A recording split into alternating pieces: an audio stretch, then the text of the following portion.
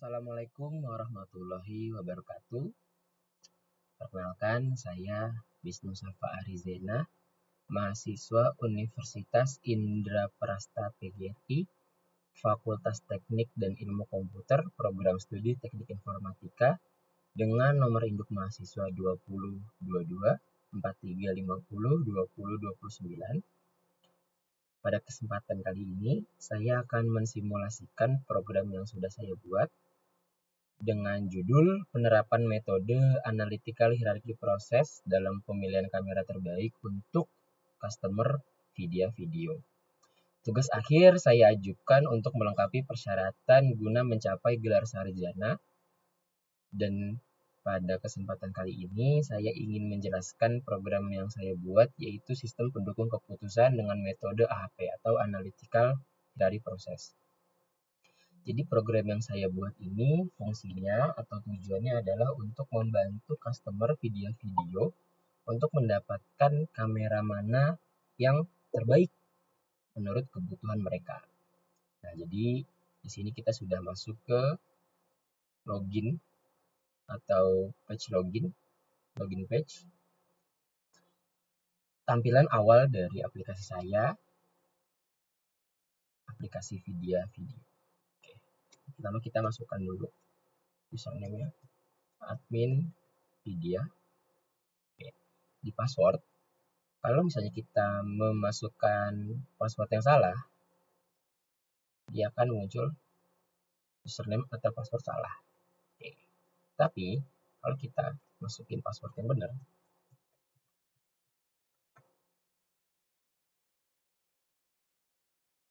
dia akan masuk atau memberikan tampilan login berhasil. Nah, ini tampilan dashboard saya. Jadi dalam dashboard ini ada data kamera, perhitungan HP, penilaian, perankingan, hingga cetak laporan. Nah, di dalam data kamera, ini adalah fungsinya untuk menambahkan data-data kamera atau data alternatif kamera yang memang ada di kantor video. Nah, sedikit menjelaskan bahwa saya membagi beberapa tipe dari kamera-kamera yang ada, yaitu DSLR, fungsinya untuk lebih ke penggunaan fotografi. Kamera compact, ini adalah kamera yang fungsinya lebih ke mudah dibawa kemana-mana. Action cam, itu kamera dengan tingkat ketahanan yang kuat, sehingga kamera action cam biasanya digunakan untuk acara-acara atau kegunaan yang ekstrim seperti berenang atau hiking. Mirrorless, itu fungsi dari kameranya adalah untuk lebih ke penggunaan video, dan cinema kamera dia adalah kamera proper untuk film ataupun siaran bola live. Nah, jadi di dalam tampilan form data kamera, di sini saya ada kode kamera, nama kamera, tipe kamera. Nah, kode kamera ini saya bedakan antara satu dengan yang adalah DS, CP, AC, ML, dan CC.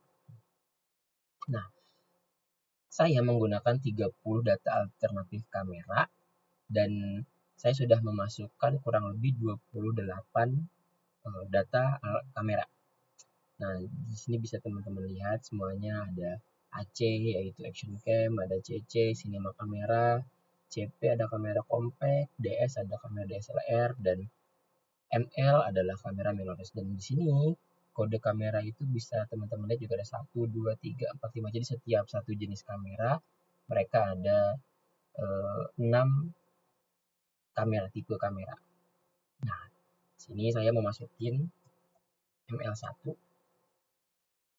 itu Canon R50 mirrorless. Karena di sini saya belum ada kamera mirrorless tipe atau kodenya itu ML1, saya masukin ke mirrorless kode ML1. Kita pencet, klik, nah data berhasil disimpan. Oke, nah otomatis dia langsung masuk ke sini teman-teman. ML1 Canon R50 mirrorless. Lalu saya akan masukkan tipe tipe kode kamera kedua yaitu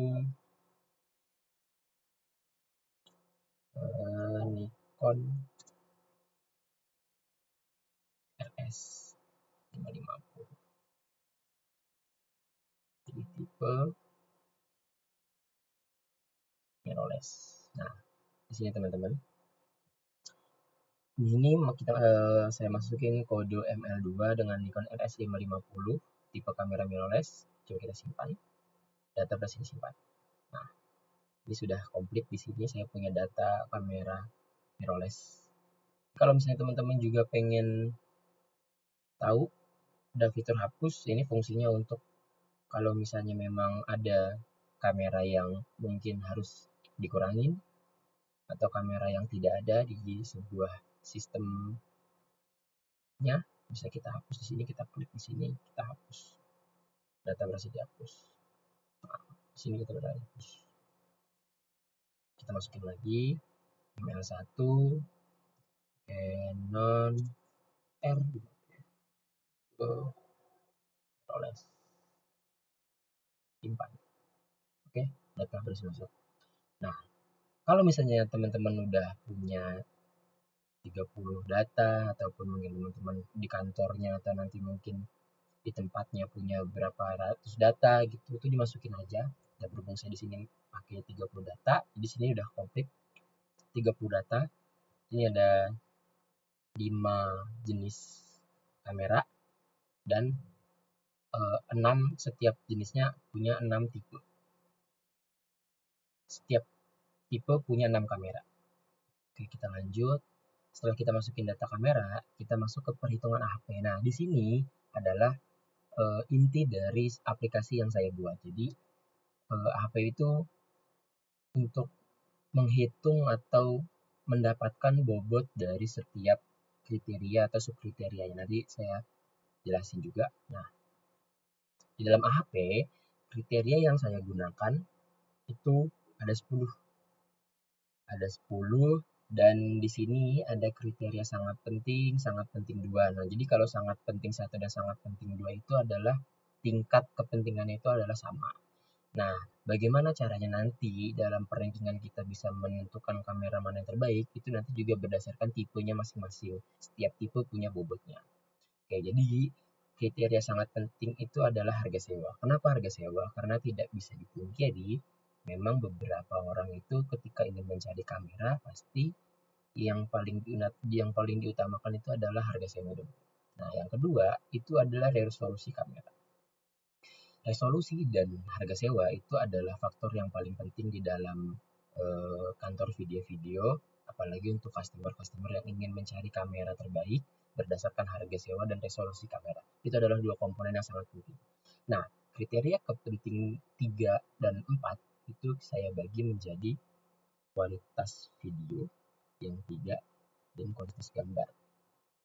Nah, karena basicnya kamera itu fungsinya adalah untuk menangkap video, menghasilkan video dan menangkap gambar, makanya kualitas video dan kualitas gambar itu saya jadikan sangat penting 3 dan 4. Ini sangat bobotnya itu 3 dan 4 itu sama. Mana 1 2 itu sama, sangat penting 1 2, penting 3 4 itu bobotnya sama. Karena kalau kita ingin membandingkan antara kamera satu dengan kamera lain, itu tidak bisa kita bandingkan antara video atau gambar karena mereka punya porsi yang sama dengan kegunaannya masing-masing.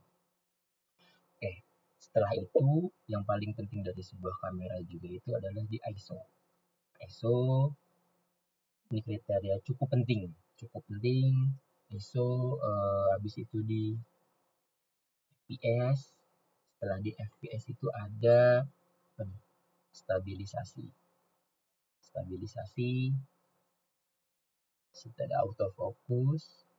Setelah itu ada di daya tahan baterai. Setelah itu ada di berat kamera. Nah, ketika kriteria sangat penting 1 sampai kriteria biasa itu sudah kita masukkan, ada 10 kriteria, kita bisa simpan teman-teman. Data berisi simpan. Nah, ini kode kriterianya K1 sampai K10, nama kriterianya ini, prioritasnya itu sudah tahu nih, sangat penting 1, 2, 3, 4, 5, 6, 7, 8, 9, 10. Oke. Nah, kalau misalnya di kriterianya udah masuk, kita harus mencari bobot setiap kriteria. Bagaimana caranya? Nah, kita hitung si bobotnya. Ini perhitungan kriteria. Nah, di dalam perhitungan kriteria, saya sudah mempunyai tampilannya seperti ini, teman-teman. Nah, jadi nanti si bobotnya itu bisa masuk di tampilan di sini. Bobotnya itu bisa masuk. Habis itu nanti di eigen CI IR CR itu adalah rumus dari AHP itu sendiri. Nah, jadi teman-teman kalau misalnya mau tahu lebih dalam lagi, teman-teman bisa baca-baca mengenai apa itu perhitungan AHP. Nah, di sini saya akan menjelaskan aplikasi yang saya buat. Nah, untuk perhitungannya itu adalah kita hanya memasukkan angka sati. Sati itu adalah angka perbandingan dari metode si AHP-nya itu. Nah, jadi kenapa di sini teman-teman lihat kayak K1 berbanding K1 itu adalah 1? Karena secara logikanya ketika kita membandingkan antara satu dengan yang satu dengan perbandingannya sama, dia akan menghasilkan bobot 1. Nah, kalau misalnya isi dari si sati ini itu tergantung dari kepentingan atau tergantung dari keinginan teman-teman menghitung bagaimana kepentingan antara kriteria yang satu dengan yang lainnya. Nah, di sini kita masukin mulai dari 1, 3, 3, 5, 5,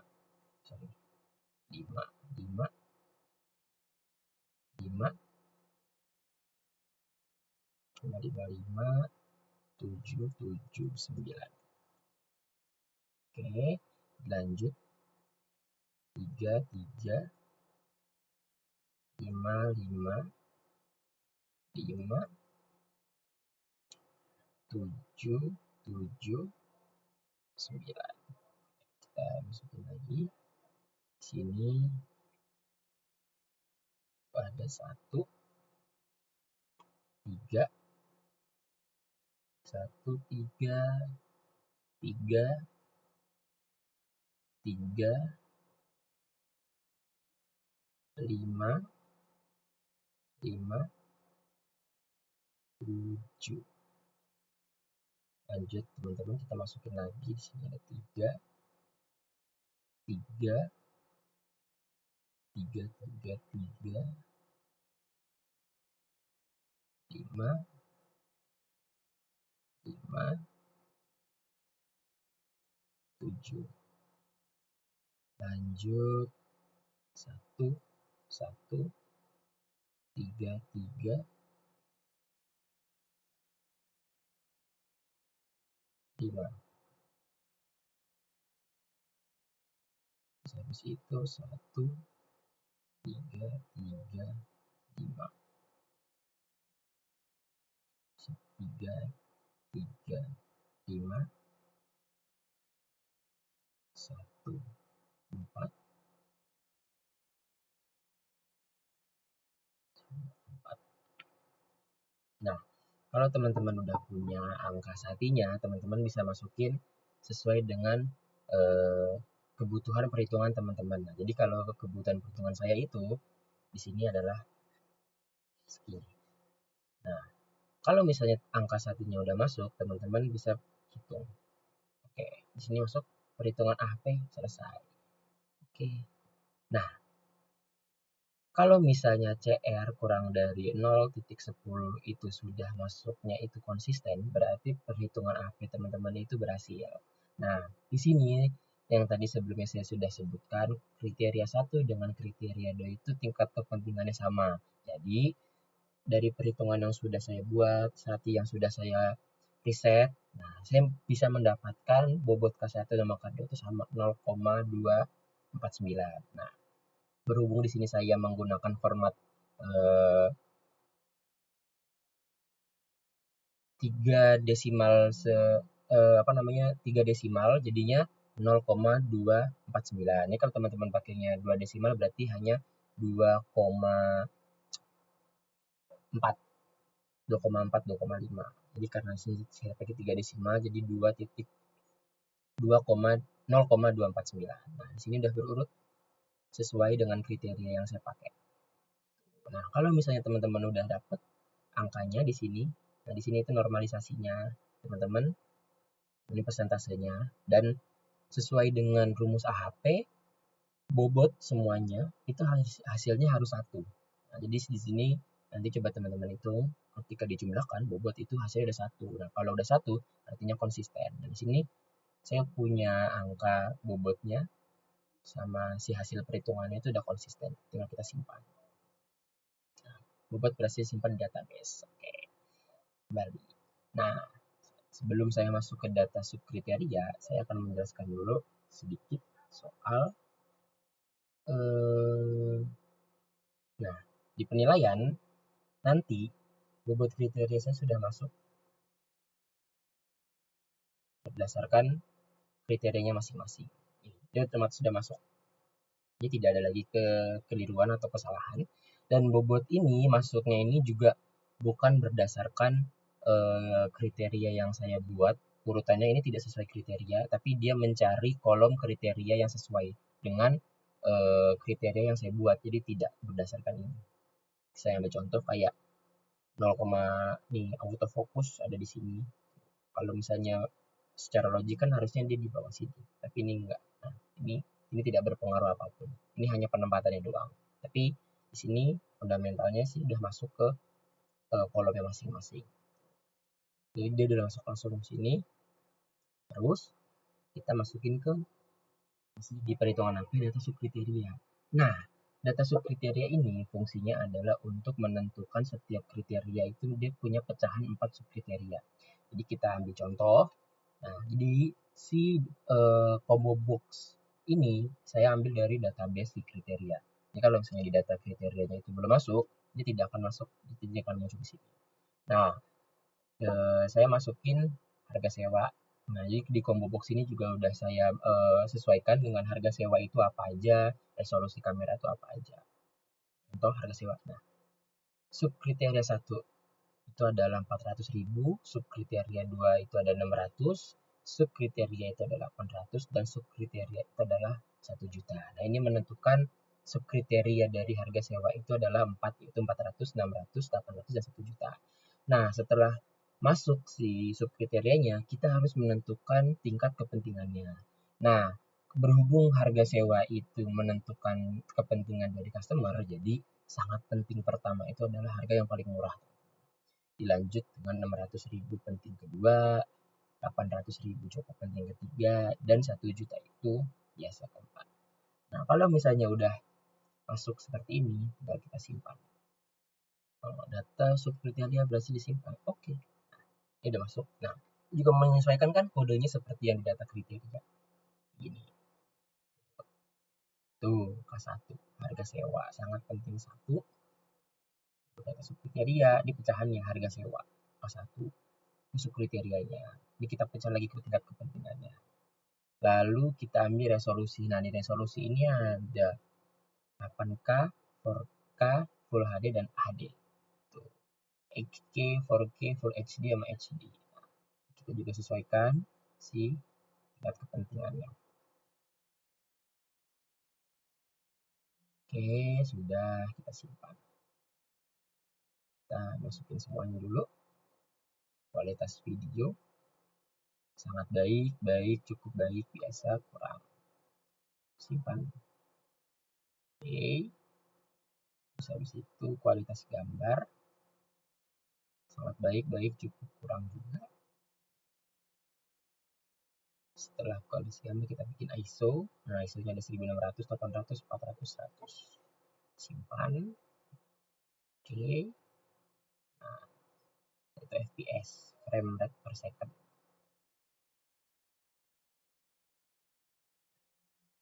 Oke. Sudah masuk FPS. Setelah itu stabilisasi. Hybrid optical digital tidak ada. Oke. Stabilisasi masuk. Di situ kita ikut autofocus, sangat cepat, sedang lambat. Simpan. Oke. Sudah, habis itu daya tahan baterai sangat tinggi, tinggi, sedang, rendah. Oke. Berat kamera sangat ringan, ringan, berat, sangat berat. Simpan. Nah, setelah subkriterianya masuk, kita akan hitung bobot dari setiap satu subkriteria. Nah, hitungnya di mana teman-teman? Kita hitung di sini, perhitungan subkriteria. Nah, ini tampilannya. Nah, di dalam tampilan ini, saya juga ada combo box untuk kriterianya lagi. Nah, kenapa saya ambil combo box kriteria? Karena combo box ini itu sudah terkoneksi dengan tadi si data subkriteria. Jadi, ketika saya masukin harga sewa,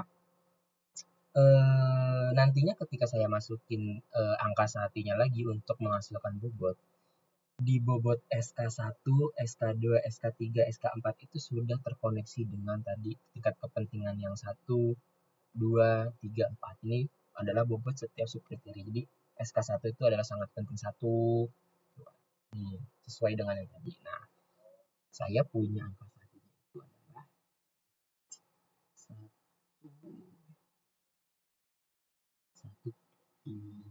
3, 5, 9, 3, 5, 3. Nah, ini implementasinya sama atau mirip-mirip. Terus habis itu kita hitung. Nah, kita hitung. Ini sudah masuk si bobotnya 0,576, 0,56, 0,117, 0,0. Nah, ini kalau misalnya teman-teman hitung, dia hasilnya adalah 1 dan hasilnya sudah konsisten. Oke, kita simpan dulu. Simpan untuk masuk database. Selanjutnya kita masukin si resolusi kamera. Nah, karena saya menggunakan nilai bobot yang sama untuk setiap subkriteria, jadi kita masukin angka setnya sama. 3, 5, 9, 3, 5, 3. Kita hitung untuk resolusi kamera. Terus kita simpan. Lanjut ke kualitas video.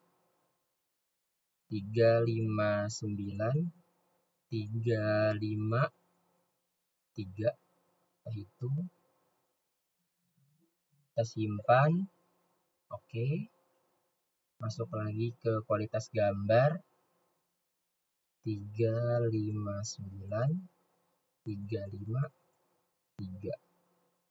Hitung. Kita simpan. ISO 359, 35, 3. Hitung, simpan. Oke. Setelah itu FPS 359, 35, 3. Hitung. FPS masuk. Oke. Setelah FPS ada stabilisasi 359, 35, 3. Konsisten, simpan.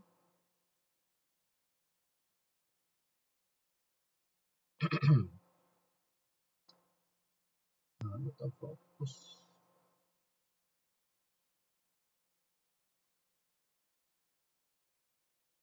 Oke.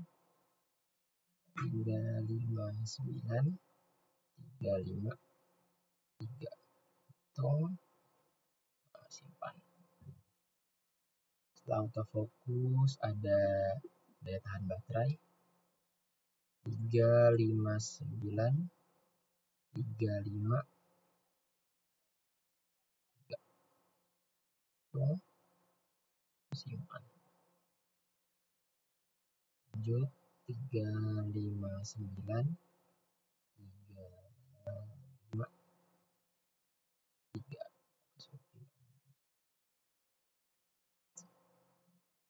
Berat kamera. Simpan. Sudah teman-teman. Jadi perhitungan subkriteria dari 10 kriteria kita sudah masuk semua. Gimana tahu caranya? Ya, gimana tahu hasilnya? Itu ada di sini nanti di penilaian. Nah, kayak seperti yang sudah saya jelaskan tadi, si bobot kriterianya ini sudah masuk. Nah, bobot subkriteria itu masuk ketika nanti kita pilih. Jadi harga sewa kan bobotnya 0,249. Nah, kita harus pilih juga nih antara ini tuh apa tuh. Ini juga udah hasil masuk tuh dari database 400, 600 gitu. Nah, saya menggunakan logiknya itu seperti teman-teman. Ketika kita pengen masukin atau kamera mana yang pengen kita hitung, setiap kamera itu punya bobot dari hasil perhitungan kriteria itu kita harus masukin 3 si combo box ini. Kita ambil contoh nih. Kita mau ngitung kamera mirrorless ML1. Nah, sesuaikan tadi sama database yang kita masukin. ML1 Canon R50. Nah, combo box yang ini itu bisa kebuka kalau kita sudah menentukan kode kamera, harga, dan resolusi. Kita coba contoh. Mirrorless itu harganya 800.000 untuk penyewaannya. Resolusinya kita pakai di 4K. Nah, keluar teman-teman. Nah, begitupun selanjutnya untuk menghitung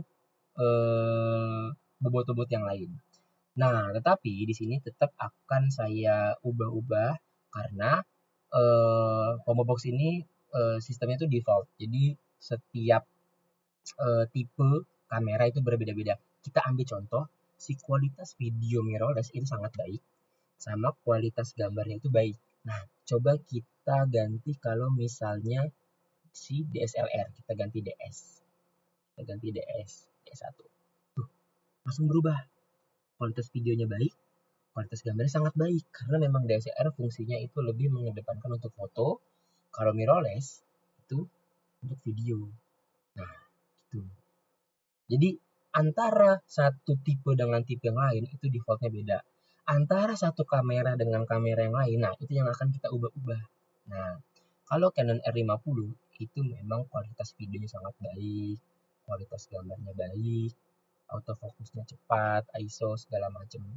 Ini kita ngambil contoh aja ya. Ini kita ngambil contoh untuk perhitungannya. Ini kita ambil contoh. Autofocus cepat, ISO 800, fps dia hybrid sedang sangat ringan. Nah, kalau misalnya kita sudah hitung nih, hitung si ML1 Canon R50, kita hitung juga. Nah, dia akan mendapati nilai atau si Canon R50 itu mempunyai bobot 290, 0,290. Kalau misalnya kita simpan, kamera ini sudah pernah dinilai. Berarti kalau misalnya kamera ini sudah pernah dinilai, itu tandanya struktur dari aplikasinya bagus. Kenapa? Karena tidak ada kesalahan ketika kita menginput si kameranya. Berarti kamera ini sudah pernah oke. Kalau misalnya kamera ini sudah pernah dinilai, berarti kita harus memasukkan kamera-kamera yang lainnya. Jadi kita jangan ambil mirrorless. Kita ambil contoh di DSLR. Nah, kita ambil contoh di DSLR. Di DSLR 1 itu Canon EOS 90D. Ini default DS1 atau ML1 atau yang lain satu itu adalah default yang sangat umum untuk kamera dari jenis tipe-tipenya masing-masing. Jadi ketika misalnya kita udah pengen ini, kita hitung. Nah, kamera Canon EOS 90D DS1, DSLR1 itu mempunyai nilai 270. Kita simpan. Nah, data berhasil disimpan. Oke. Nah, kalau sini data duduknya kita langsung kosong. Terus kita masukin lagi di DSLR 2. Nah, Nikon D7500. Kita pilih, harganya 800, resolusinya 4K. Nah, di sini Nikon dan Canon itu punya jenis atau tipe yang tipis-tipis. Nah, kalau untuk foto memang merek Nikon itu sedikit lebih diunggulkan. Makanya ini kita bisa ambil defaultnya itu di autofocusnya sangat cepat karena Nikon itu punya kompatibilitas yang sangat baik dari segi fotografi itu. Nah, di sini sudah masuk bobotnya ketimbang yang sebelumnya, dia akan lebih tinggi karena di sini saya masukin autofocusnya sangat cepat. Hitung 280. Simpan. Oke. Terus masukin lagi DS3. Nah, ini Pentax K70. Pentax K70 ini terbilangnya kamera yang cukup lama, keluaran lama. Dengan harga yang sama, sesuai dengan harga dari kantornya. Kualitas gambarnya bisa dikatakan ini hanya baik, autofocusnya cepat, dan ISO-nya hanya punya di 800 teman-teman. Dan berat kameranya dia juga bisa dibilang cukup berat ya. Baterainya ini nggak terlalu sedang. Kita hitung Pentax. Nah, dia ada di 207. 207 kita hitung, disimpan. Selanjutnya kita pilih DS4. Nah, Sony Alpha A685. Kalau untuk Sony teman-teman, dia itu seimbang. Jadi kameranya bagus untuk foto dan videonya bagus. Nah, makanya kalau Sony itu yang membedakan itu nanti di sini teman-teman. Kualitas videonya tuh juga bisa dikatakan sangat baik. Dia terbilangnya tuh walaupun kamera DSLR itu cukup baik untuk kameranya. Autofokusnya itu sangat cepat. Nah, terus habis itu stabilisasi dia pakainya hybrid. Dia tuh masih optikal baterainya. Tapi di sini baterainya tuh dia tuh sedang sama dia agak berat. Lumayan berat ya. Nah, 314. Kenapa ketika saya ubah bobot si subkriteria di bawah tetapi dia masih mendapatkan nilai yang bagus? Karena dari sini kepentingannya ini. Di tingkat kepentingan kualitasnya itu nilainya tinggi. Nah, ini kan juga menentukan kriteria. Dan dia dapat bobotnya itu 125. Itu simpan. Oke. Terus kita masukin DS5. Nah, ini Leica. Kamera Leica kita masukin 800 4K. Nah, kalau kamera Leica itu basicnya dia itu fotografinya itu bagus, tapi kalau untuk video kurang. Karena memang basicnya kamera DSLR. Sebenarnya semua kamera itu bisa untuk foto, bisa untuk video. Tapi memang beberapa kamera tuh ada yang bisa untuk semuanya. Jadi kalau di Leica itu dia buat videonya tuh cukup lah teman-teman. Autofokusnya cepat, nah ISO dia stabilisasinya bagus. Leica tuh di hybrid. Kita hitung yang masuk di 271. Simpan. Oke. Satu lagi untuk kamera DSLR S6. Nah, Sigma XD mirror. Nah, bedanya sama si Pentax tadi itu, dia itu kurang lebih satu masa. Jadi satu masa, tetapi yang membedakan itu adalah dia itu agak besar. Jadi berat banget dan kameranya tuh baterainya tuh cukup boros. Jadi yang paling itu adalah sini rendah. Sini sangat berat. Nah, dan dia tuh masih pakai di digital, teman-teman. FPS-nya memang 60. Nah, dia ISO-nya cuma dapat 800. Kualitas gambarnya biasa. Baik. Nah, itu dia dapat di bobot 0,19. Oke. Nah, ini kalau misalnya kita mau contoh untuk memberikan si perhitungan kamera DSLR. Terus misalnya kita masuk ke perankingan. Oke, kita ambil contoh misalnya nih. Nah, ketika saya ingin membandingkan untuk kebutuhan customer untuk kamera mirrorless atau kamera DSLR terbaik, itu tidak bisa saya compare antara mirrorless dan DSLR. Kenapa? Karena mirrorless punya keunggulannya sendiri, baik itu untuk video. Kalau DSLR itu kebutuhannya untuk di foto.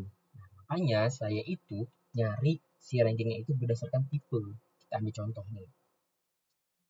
Kita ambil contoh DSLR. Ini yang sudah tadi kita hitung. Kita coba contoh kita tampilkan. Nah, masuk teman-teman. Nih, kode kameranya DS4, DS2, DS5. Ini jadi dia tidak berpengaruh nih untuk ranking. Hasilnya ranking 1, 2, 3, 4, 5, 6. Tuh, nilai akhirnya juga dia masuk tuh. Sony masuk ke ranking 1, Nikon ke 2, Leica ke 3, Canon ke 4, Pentax ke 5, Sigma ke 6. Jadi dia masuk nih, ini tipe kameranya nih. Tipe kamera sudah masuk dan ini saya nyari berdasarkan DSLR ini contoh untuk mencari mana kamera terbaik dari tipe yang ada gitu. Memang si Sony itu adalah yang nomor 1 gitu. Nanti balik lagi menurut kebutuhan customer apa yang mereka butuhkan. Kalau misalnya mereka memang cukup untuk Nikon, dia masih relatif cukup baik karena dia ada di nomor 2. Karena beberapa hal yang ingin saya sampaikan, customer itu mencari juga bukan atas dasar yang paling rankingnya terbaik juga. Jadi tapi itu adalah salah satu faktor, tetapi ada beberapa customer yang memang maniak dari sebuah brand. Jadi ketika misalnya di compare antara 1 dan 2 tetapi dia lebih senang Nikon, itu pasti dia akan pilih Nikon. Tapi kami sebagai as user, programmer, ya ingin memberikan rekomendasi yang terbaik, yaitu adalah Sony Alpha A68. Kita lihat selesai. Nah, di situ kalau misalnya sudah hasilnya keluar tadi, nanti kita bisa cetak laporan nanti di sini nih penilaian kamera. Ambil cetak. Nah, tuh kan.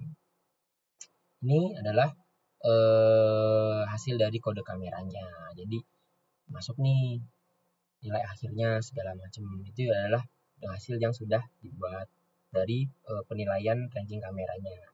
Terus kayak kita ambil contoh lagi untuk cetak laporannya bisa di data kamera. Data kameranya juga sudah masuk. Nah, karena saya pakai 30 jadi di slide keduanya itu. Oke, sudah masuk juga. Terus di data kriteria. Nah, ini sudah masuk. Terus bobot-bobotnya juga sudah masuk nih.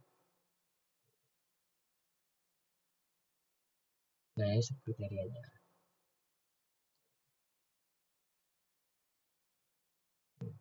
Ini subkriterianya. Kalau misalnya sudah sampai situ, kita sajikan untuk customer untuk memberikan rekomendasi bahwa rekomendasi kamera terbaik itu adalah ini, kamera terbaik itu adalah ini. Nah, HP juga bisa diimplementasikan untuk beberapa hal, contohnya untuk mencari karyawan terbaik, atau mencari sekolah terbaik, atau mencari apapun yang terbaik, karena memang basicnya metode HP itu hierarki perbandingan antara satu dengan yang lain. Jadi bisa diimplementasikan untuk apapun untuk mencari tingkat ranking terbaik. Nah, di sini untuk aplikasi saya adalah mencari kamera terbaik berdasarkan tipe dan untuk kebutuhan customer video-video. Oke, itu aja yang bisa saya sampaikan. Kalau ada salah mohon dimaafkan dan kurang lebihnya juga saya mohon maaf. Selamat malam. Assalamualaikum warahmatullahi wabarakatuh.